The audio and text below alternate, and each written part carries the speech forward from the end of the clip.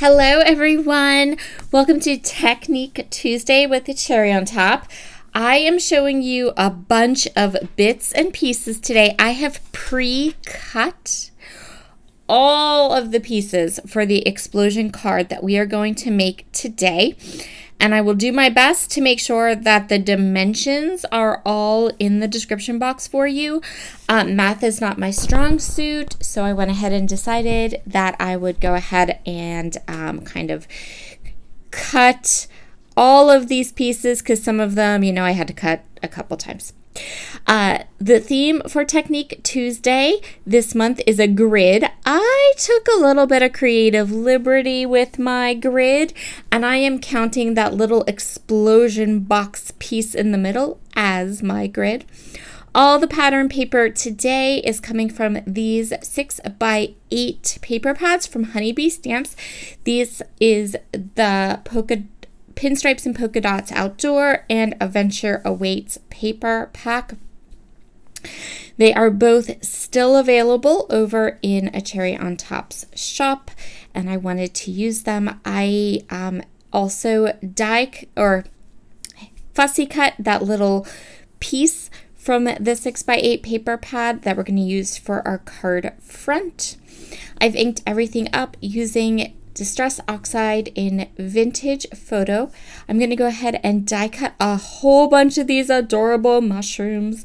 These are the lovely Layers mushroom die sets. So we're going to take all this, we're going to put it all together, make a card, but first we need to make a wax seal. So I am using a silicone mat, which is also from Honeybee Stamps. I'm going to go ahead and light my tea light and put my furnace over the top on the silicone mat. I'm going to be using these beautiful Vintage Love wax melts from Honeybee Stamps. I did not intend to use a bunch of products from Honeybee Stamps, but that's just how it worked out when I went to create this layout, or not layout, this card. But I do love Honeybee Stamps products. They are definitely one of my top 5 or 6 manufacturers of paper crafting supplies. I never make just one wax seal. Whenever I'm going to make wax seals, I grab a whole bunch of my stampers and I do about half a jar of, well, if I'm using the Honeybee Stamps, I do about half a jar of wax, half a jar of the wax beads to make wax seals with different stampers.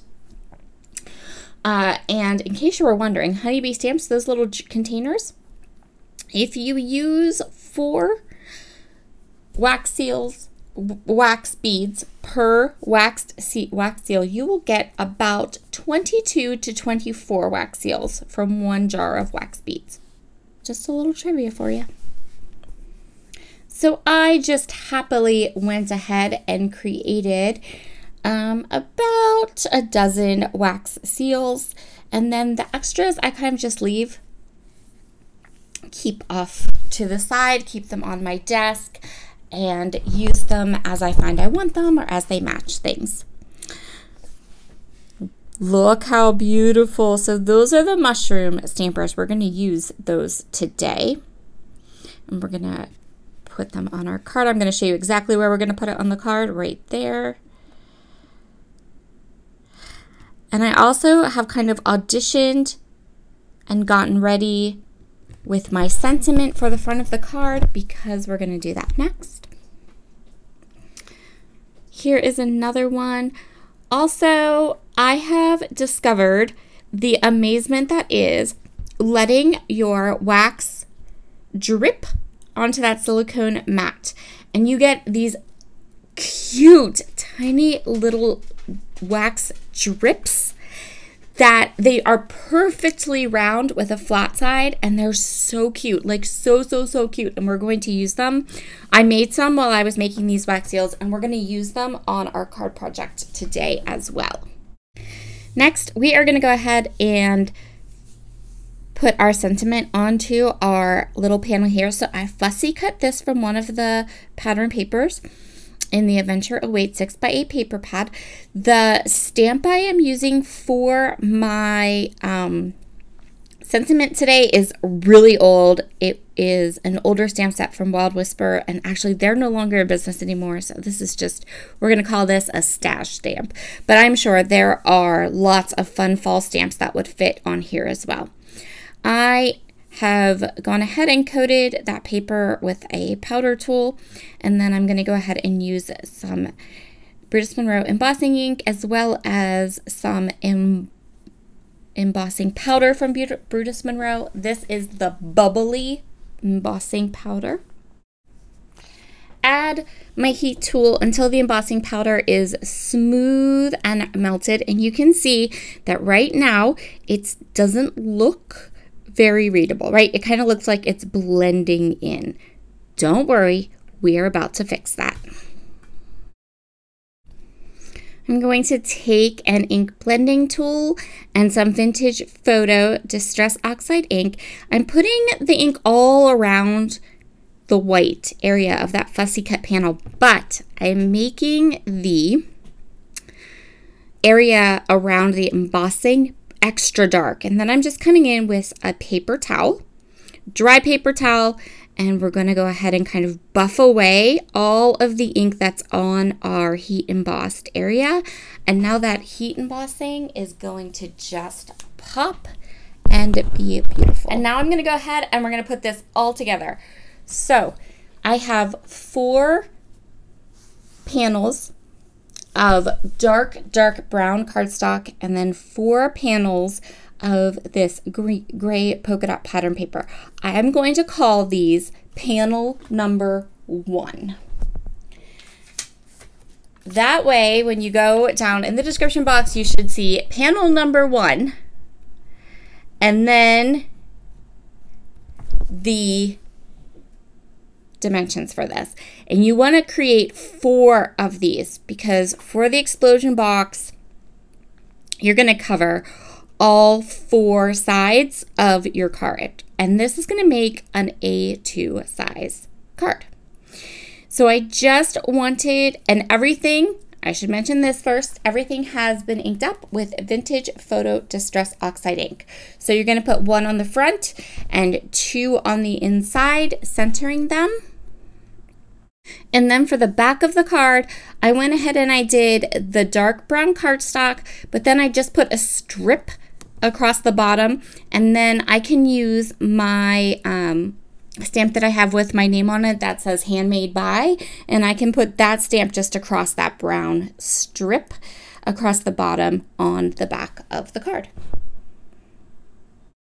The explosion box piece for the inside of this card, this mechanism could not be any easier.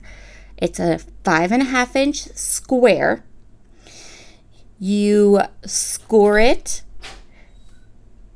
half, turn it 80 degrees, score it in half again, and then score it diagonally. Easiest. It's so easy. This was the easiest math I've ever done on a card. Super simple.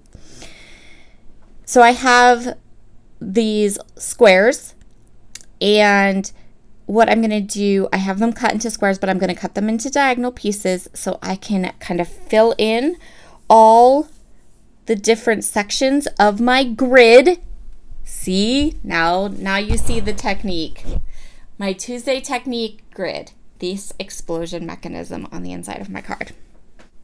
Next, I'm going to grab a Jelly Roll pen. This is a number 10 Jelly Roll pen. And I'm going to go around the edge of all of the dark brown cardstock with the white pen, just for a little extra interest.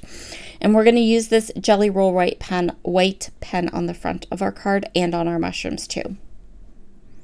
I cut these squares, and then I'm going to go ahead and place them on top of the brown just for a small dark brown mat around the edge. You technically, I guess, would not absolutely positively need to mat the squares on the inside with the dark brown cardstock. I really like the way it looks, and I really like how the white pen work looks. And every so often it's fun to make a card that's like extra special, right? Where all the little details are just mwah, chef's kiss. And that's what this card is for sure. Off camera, I went ahead and die cut all of these mushrooms. So the die set comes with 3 layered mushrooms. I cut 2 sets of them so that I could place them on the inside of the card. I remember when you do this to put your square panel into a diagonal shape, because when you open the card, this is how it's going to look to your recipient. So you want to make sure that everything is pointed the way you want it to be pointed. You know, you're not accidentally putting things on upside down, those types of things. And once I have all 6 of these mushrooms layered up, and again, I just used those 2 paper pads and some scrap pieces of cardstock that match to create the mushrooms. And then I am going to go ahead and just add some white pen details to the mushrooms. So these mushrooms, when you die cut them, they have the embossing details, so you will know exactly where you want to add those white lines and white details. You can just put the Jelly Roll pen right in there and just highlight where those embossed areas are. Now it is time to do the card front. I'm not going to add anything extra. I don't want to add any more dimension to this card because honestly we have plenty of dimension. I'm going to start with the front. I'm going to put the little panel onto the front of the card. I'm going to open it up and I'm going to add our little explosion mechanism to the inside. But wait, no I'm not. First I'm going to add some twine. This is hemp cord from the shop. I use this hemp cord all the time. It's like my favorite cord. It's probably the only like fiber ribbon type element that I have in on my desk or to hand in my scrapbook room. I'm just adding one little strip across the back of the card. The reason I'm doing this is because this card is going to be quite chunky and I don't necessarily want it to be like flopping open, and I did like the idea of having some way to kind of tie it closed. So that's what we're going to do. Now I'm putting this explosion element into the card. You can kind of see it, close it up, and then boom. Awesome. So cute. And if you want it to be displayed open, it is set up so that you can open it and kind of push the explosion part back and then it will stay open. So you have the ability to display either the outside or the inside. I adhered my wax seal down with some wax seal stickers. These are from Spellbinders. They all Honeybee Stamps also makes them, and it's just a little double-sided adhesive that you can put on the back of the wax seals. It works beautifully. And these are those little tiny, like, I don't know, wax seal beads that I was talking to you about. I made quite a few of them. I'm going to put 5 of them on this card as embellishments. They're so cute and like really fun and interesting. I really like them. And they were super easy. You just literally just let the hot wax drip onto the silicone mat and you get these really cute, fun embellishments. And then for a last little finishing touch, I'm taking that Jelly Roll pen and just adding some little pen accents to the front of the card. Remember, all of the embellishments and this area on the front of my card was pre-printed. It was just on a piece of pattern paper from the 6x8 paper pad, but it turned out beautiful for a card front, and I love the addition of those little wax beads as well as the accents with the white pen. Thank you so much for joining me today for Technique Tuesday. I hope you have a wonderful rest of your week, and I will see you again soon. Bye.